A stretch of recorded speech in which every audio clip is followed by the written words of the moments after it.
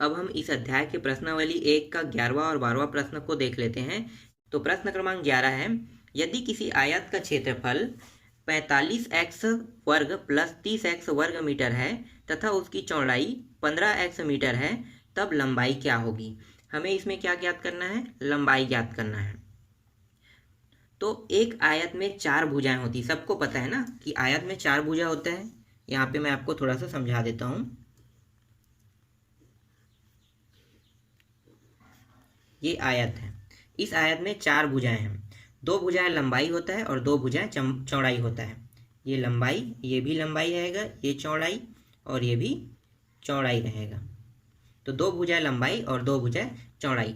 जब हम लंबाई और चौड़ाई, ठीक है, 2 भुजाएं यहाँ से, 2 भुजा के यहाँ पे छोड़ दो, सिर्फ हम दोनों इन दोनों को गुणा कर देते हैं। मतलब लंबाई गुणी चौड़ाई का अगर हम गुणा कर दें तो ये बन जाता है क्षेत्रफल का सूत्र बन जाता है।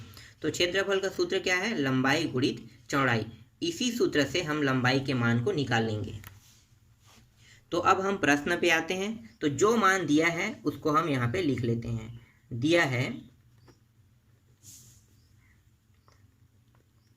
आयत का क्षेत्रफल बराबर 45x का वर्ग प्लस 30x। अगर इसको यहीं पे अगर हल कर दें तो यहाँ से देखो उभयनिष्ठ निकल रहा है। कितना निकल रहा है, तो यहाँ पे x है, यहाँ भी x है, तो x उभयनिष्ठ निकल गया। और 15 के पहाड़ा में 15 तिया 45 और 15 दूनी 30 ये भी होता है। तो 15 भी यहाँ से उभयनिष्ठ निकल गया और x भी उभयनिष्ठ निकल गया। तो यहाँ पे बचेगा क्या, 15 तिया 45 3 बचेगा और यहाँ पे x बचेगा। इसी तरह से यहाँ भी 15 इससे निकल गया है, तो ये कितना बचेगा, 15 दूनी 30, सिर्फ 2 बचेगा। और x तो x जो है उभयनिष्ठ के रूप में बाहर निकल चुका है। तो आयत का जो क्षेत्रफल है वो कितना आ गया, 15x कोष्टक के अंदर 3x प्लस 2 हमें प्राप्त हुआ। अब और क्या दिया हुआ है, आयत की चौड़ाई। तो यहाँ पे लिख लेते हैं आयत की चौड़ाई बराबर 15x। आयत की चौड़ाई 15x।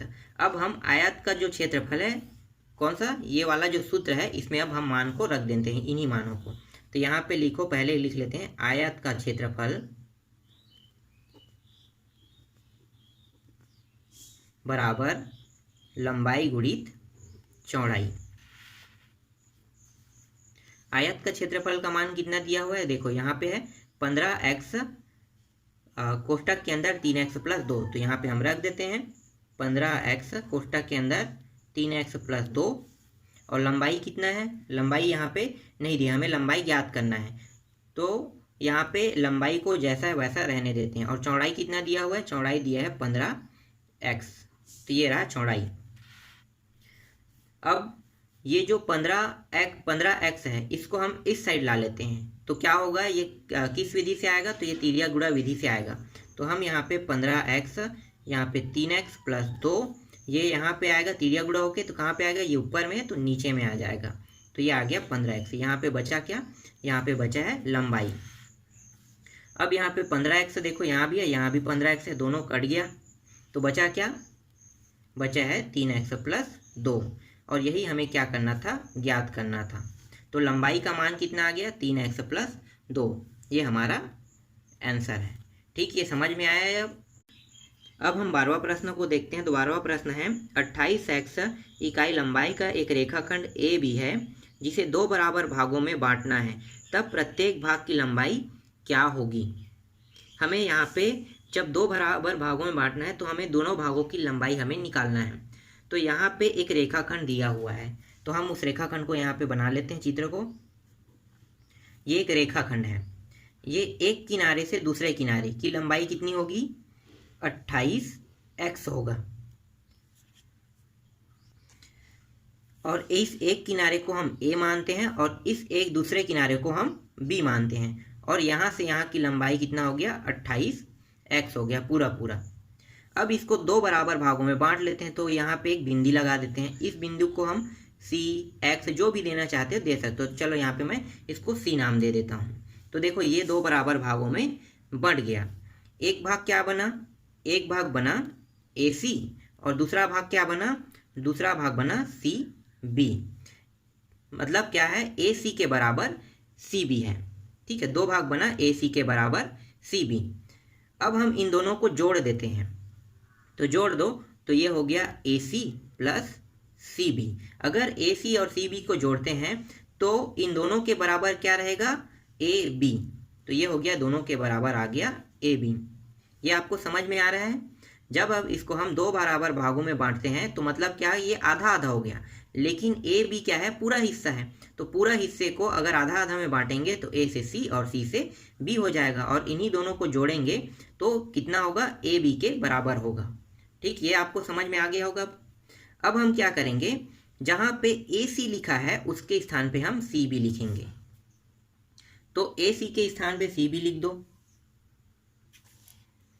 तो ये हो जाएगा ए बी बराबर, यहाँ पे ए सी है तो इसके स्थान पे सी बी आ गया, और यहाँ पे पहले से सी बी दिया हुआ है। ए बी का मान हम कितना रख सकते हैं, ए बी देखो यहाँ से यहाँ की दूरी 28x है, तो ए बी के स्थान पे हम यहाँ पे 28x रख लेते हैं, और सी बी इन दोनों को जोड़ देंगे तो ये हो जाएगा 2CB हो जाएगा।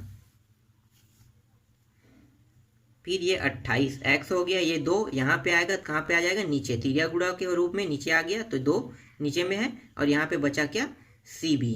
अब इसको भाग दे दो, तो 2 एकम 2, 14 बार में गया, तो यहाँ पे आ गया CB का मान आ गया 14x, तो ये हो गया CB। तो CB का मान 14x आ गया। और आपको मैंने पहले ही यहाँ पे पहले ही समझाया था, ये वाले पॉइंट में देखो कि ए सी के बराबर सी बी है। ठीक है, यहाँ पे आप ऐसे करो, इसको समीकरण दे दो तो ज़्यादा आसान रहेगा। तो सी बी के मान को समीकरण 1 में रखने पर रख दो, तो यहाँ पे लिख लेते हैं सी बी का मान समीकरण 1 में रखने पर,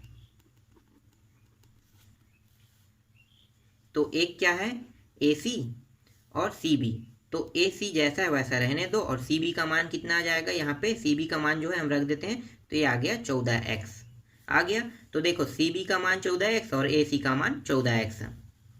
तो आप अब यहाँ पे आप लिखो, अतः रेखाखंड के दोनों बराबर भागों की लंबाई